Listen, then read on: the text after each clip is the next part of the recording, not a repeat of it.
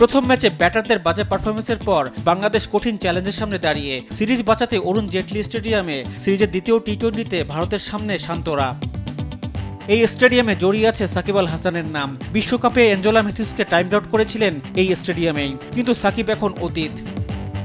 প্রথম ম্যাচে ব্যাটিং ব্যর্থতায় হারতে হয়েছে ম্যাচ, সেই ভুল থেকে বেরিয়ে আসতে চায় বাংলাদেশ। ম্যাচ শেষে অধিনায়ক নাজমুল হোসেন শান্ত জানিয়েছিল, ম্যাচ জিততে হলে টপ অর্ডারদের ভালো করার বিকল্প নেই। সেটা হয়তো টাইগাররা করতে চাইবে দ্বিতীয় ম্যাচে।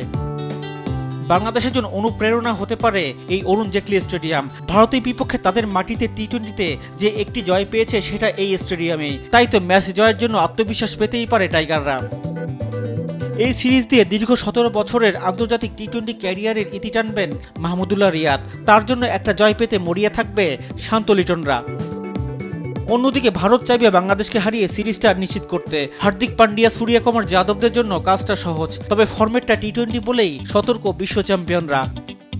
রিফাত আঞ্জুম, দেশ টিভি, স্পোর্টস ডেস্ক।